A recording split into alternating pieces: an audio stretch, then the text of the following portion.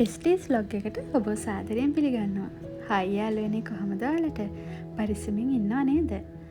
අද මං කරන්න හදන වීඩියෝ එක නම් ටිකක් වෙනස් විදිහේ වීඩියෝ එකක් තමයි ඔයාලට අරගෙන එන්නේ.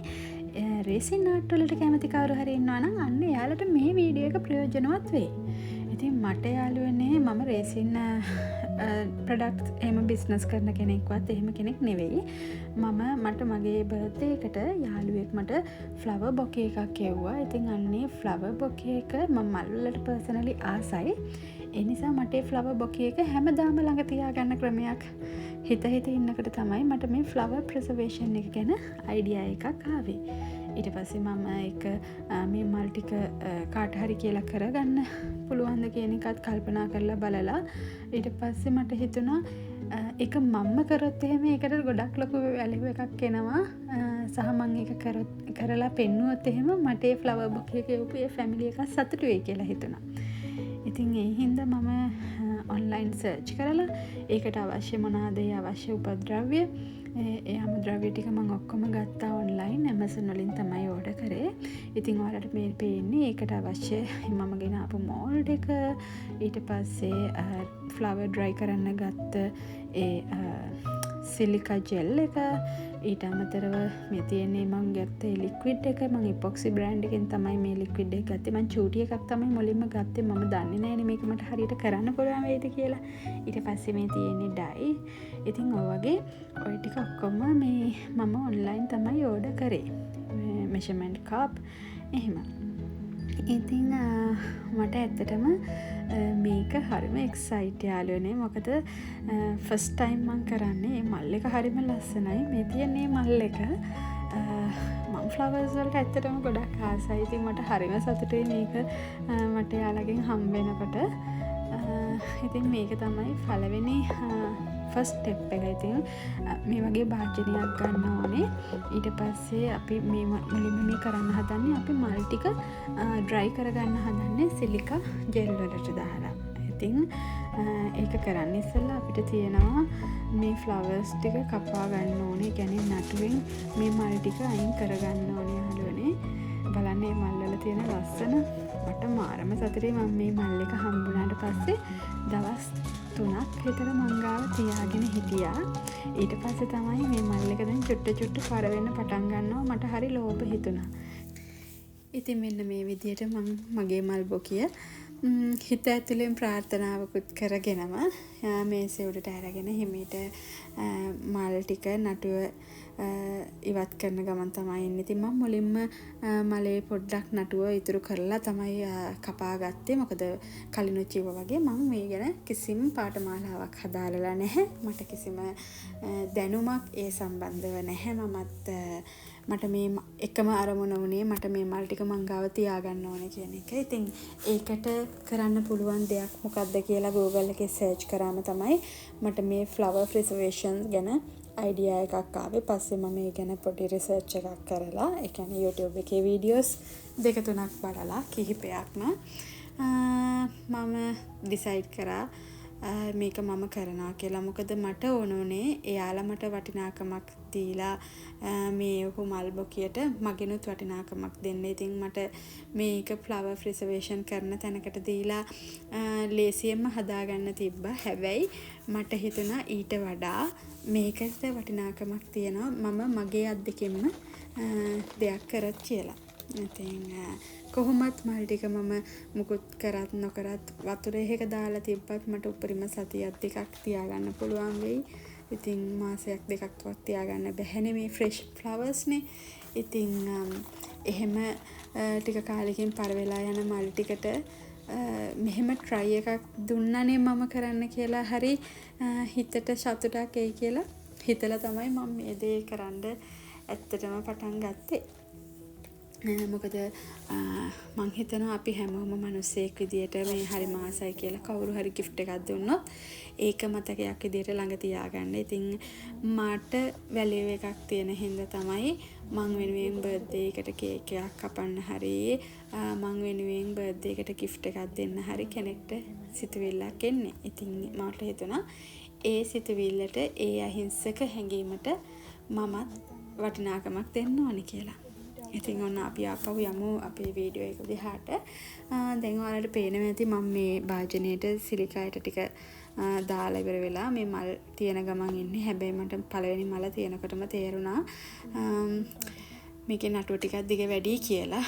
පස්සේ ඉතින් මම නටුව කපලා මේ විදිහට හිමීට මල් ටික මේ පරිස්සමෙන් අහුර ගන්න ගමන් තමයි ඉන්නේ. මොකද මේ මල් වැඩිපුර තලන්න හොඳ නැහැ. එතකොට අර මොකද මේක අර චුට්ටක් ඔයාලට තේරෙනවනේ රෝස මලක් පෙත්තක් මේවා වුණත් අර නිකන් තැලෙන ප්‍රමාණය වැඩි. ඉතින් හරි පරිස්සමට තමයි මේක මේ විදිහට මම මේ කරන්නේ. මොකද මමත් ඇත්තටම එක්සයිට් මේ දේ මොන විදිය ප්‍රතිඵලයක් එයිද අවුට්පුට් එක කොහොම වෙයිද කියන එක බලන්න මමත් ඉවසිල්ලක් නැතිව තමයි ඉන්නේ. ඉතින් මෙන්න මේ විදිහට මම මල් ටික ඔක්කොම ලස්සනට භාජනයකට අහුරගෙන ඒකට උඩින් සිලිකන් ඇට ටික දාන ගමන් තමයි ඉන්නේ. ඉතින් ඒකේ චූටි ඩස්ට් එකක් තියෙනවා. ඔයාලට ග්ලව්ස් එකක් ඒ වගේම මාස්ක් එකක් දාගෙන මේ දේ කරන්න පුළුවන් නම් ඉතින් ඇත්තටම ගොඩක් වටිනවා. මට තව චූටි දෙයක් තේරෙනවා මේ වැඩේ කරගෙන යන අතරතුරේ මට හිතෙනවා මේ මම ඕඩර් කරපු සිලිකන් ඇට ප්‍රමාණය මදි කියලා මේ අවශ්‍ය ප්‍රිසර්වේෂන් එකකට මල් ටික ඩ්‍රයි කරගන්න. ඉතින් මට මේ වෙලාවේ කරන්න දෙයක්වත් නැහැ. මම මල් ටික ඔක්කොම නටුවෙන් කපලා ඉවරයි. ඒ හින්දා මම Amazon එකෙන් ඕඩර් එක දැම්මා. ඕඩර් එක දැම්මට ඒක දවසක් යනවා එන්න.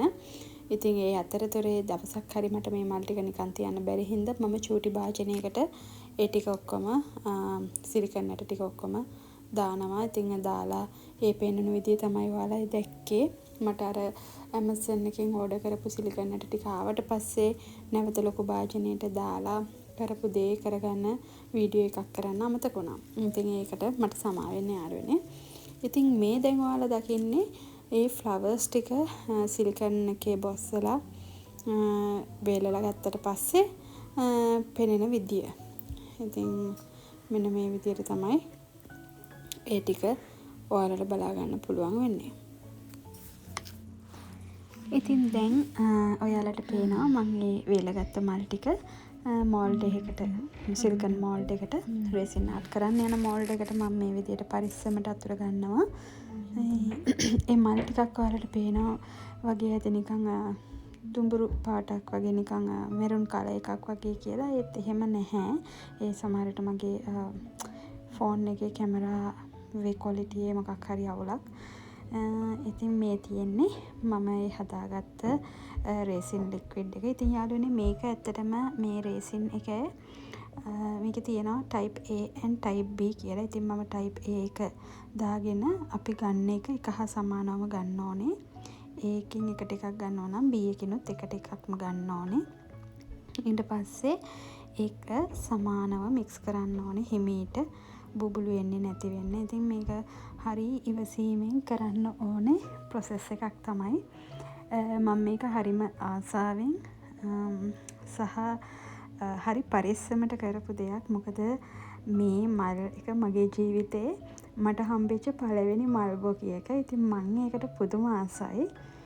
සහ මට ඒක මාරම වටිනා. මොකද මං වෙනුවෙන් කෙනෙක් එයා හම්බ කරන මුදලක් වියදම් කරලා එයාගේ මහන්සියෙන් කොටසකින් මට එහෙම දෙයක් එවපු එක මට ඒක ගොඩක්ම දැනෙනවා. සහ මොකද ඒ වෙනකොට අපි හිටියේ එකට එක පවුලක් වගේ. ඊට පස්සේ යාලා මං හිටපු ප්‍රොවින්ස් එකෙන් වෙන ප්‍රොවින්ස් එකකට මාරු වුණා. ඉතින් එතකොට මේ මල් එක මට එවනකොට එයාලා හිටියේ වෙනම ප්‍රොවින්ස් එකක, මම හිටියේ වෙන ප්‍රොවින්ස් එකක.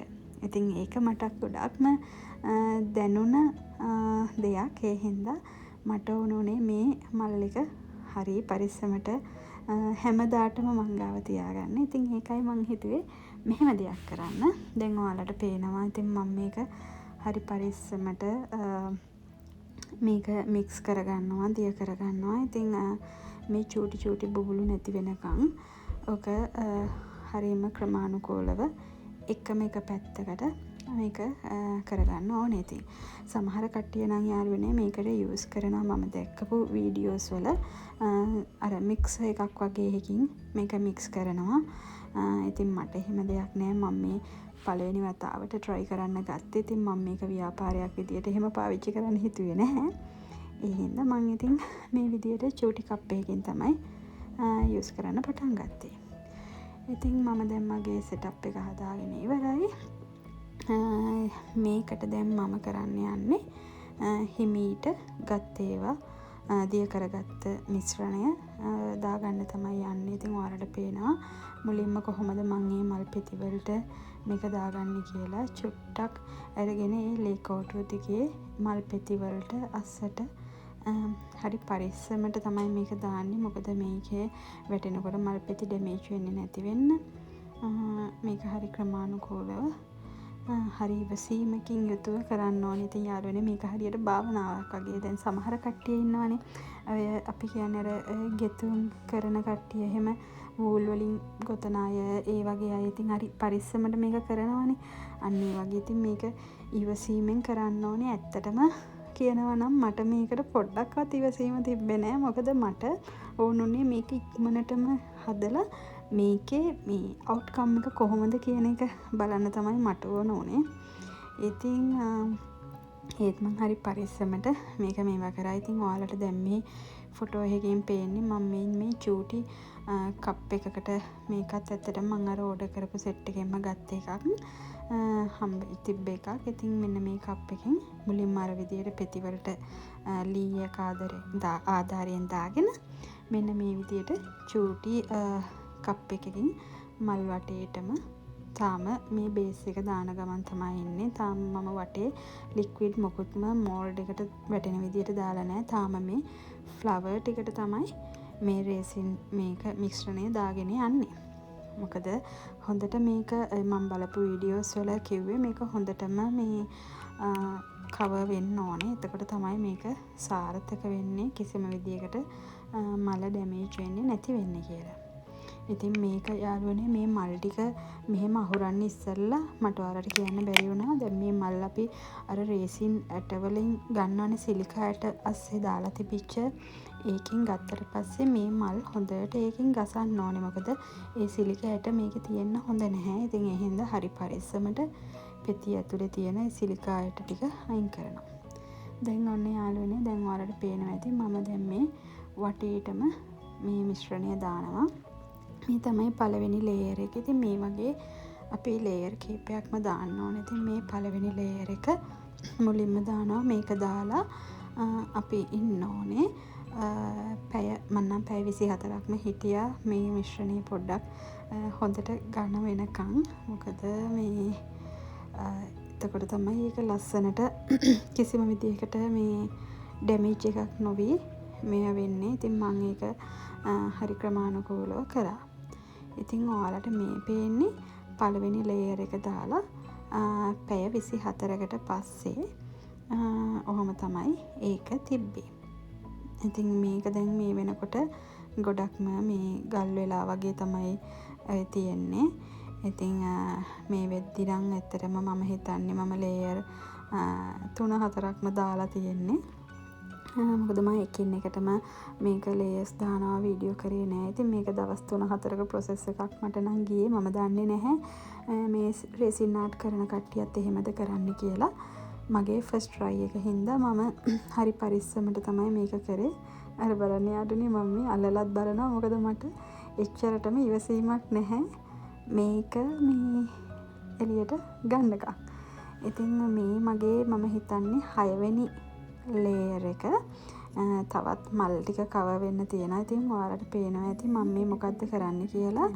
ඒ අර වතුර බුබුලු වගේ නිකන් තියෙන වාතය පිරිච්ච තැන් තමයි මම මේ ඒ ලී එකේ ආධාරයෙන් කඩාගන්නේ. එතකොට එතන කිසිම විදියකට බුබුලක් නැතිව මේක ලස්සනට හිටිනවා. ඉතින් අර මම බලපු YouTube වීඩියෝස් වල එයාලා ඒක හරියට පැහැදිලි කරනවා. අපි අර පොඩි වාතය චුට්ටක්වත් නැති වෙන්න මේක මේවා කරාම තමයි මේක ලස්සනට අපිට බලන්න පුළුවන් වෙන්නේ කියන එක. ඉතින් මම මේක පොඩ්ඩක් මේ ලේයර්ස් ටික දාලා මේ ඇත්තටම මේ 6 වෙනි ලේයර් එක තමයි මම මේ ඉන්නේ. මම මේකට ලේයර්ස් 7යි ගියේ. ඉතින් 7 වෙනි ලේයර් එක වෙනකොට මම මේක සම්පූර්ණයෙන් කවර් කරනවා. ඉතින් මේ 6 වෙනි ලේයර් එකේදී තමයි මම මේ ඔක්කොම දකින බුබුලු ඔක්කොම කඩන්නේ. ඉතින් සමහර විට මට මිස් වෙන තැනුත් ඇති. අපි ඉතින් බලමු මම මොනවද කොහොමද මේක අන්තිමට මං ඉවර කරන්න කියලා. මොකද මේක මගේ පළවෙනි try එක. සහ මට ඕනේ මට මේ මල්බෝ කියවපු ඒ කට්ටියවත් පුදුම කරන්න මේක හැදුවම. මොකද මට මෙච්චරම සතුටුයි නම් ඒ කට්ටියට කොහොම සතුට හිතෙන්න පුළුවන්ද? ඉතින් මේ තියෙන්නේ මගේ අවසාන ලේයර් එක දාන එක. ඉතින් මේ ඇත්තටම යාළුවනේ මට මේක ගැන කිසිම එක්ස්පීරියන්ස් එකක් කලින් නැති නිසා වෙන්න ඇති. මට මේ සිලිකන් මේක හදලා මං ගත්තේ මෙන්න මේ ඉපොක්සි කියන රේසින් බ්‍රෑන්ඩ් එක. ඉතින් මේක මේවා කරලා ඉවරලා මේ කප් එකවත් මේ තියෙන මේ කෝටු කෑල්ල මේ ආධාරකයකවත් මට ගන්න බැහැ. ආපහු පාවිච්චියට පැය 24කට පස්සේ. ඉතින් මං හැම පාරම ගන්න සැරේට අලුත් එකක් තමයි පාවිච්චියට ගත්තේ. ඉතින් මම මේක මේ හදාගන්න ගමන් ඉන්නේ. ඒ අතරේ මම ඉතින් රණවරතේකුත් බොන ගමන් ඉන්නේ. මොකද මේක හරි භාවනාවක් වගේ මේක කරනකොට. ඉතින් ඔයාලට දකින්න ඇති මම අරන් තියෙන බ්‍රෑන්ඩ් එක මෙතන මොකක්ද කියලා. ඉතින් ඉපොක්සි කියන රේසින් බ්‍රෑන්ඩ් එක තමයි මම ගත්තේ. ඒක පළවෙනි වතාවට try කරන කෙනෙක්ට නම් කිසිම විදියකට මේ අපහසුාවක් නැතුව ඒක කරගන්න පුළුවන්. මොකද ඒකෙන් කිසිම විදියකට ෆස්ට් ටයිම් try කරන අයට බාධාවක් වෙන්නේ නැහැ. ඒ කියන්නේ මේක හදන්න.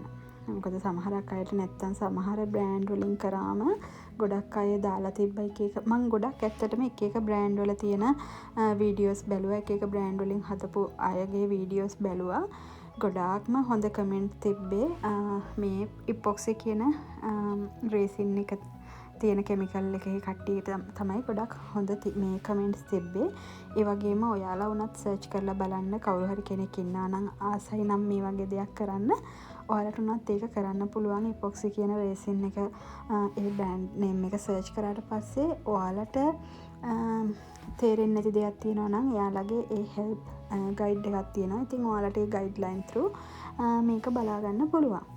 ඉතින් දැන් ඕල්මෝස්ට් මගේ මල් එක ඉවරයි. ඉතින් ඒක අර හරි ලස්සනට පේනවා. මට ඇත්තටම මේ වෙලාවේ සතුටට කඳුළු වෙන මොහොතක් මේක. ඉතින් මොකද මට මේක ඇත්තටම මටත් හීනයක් වගේ.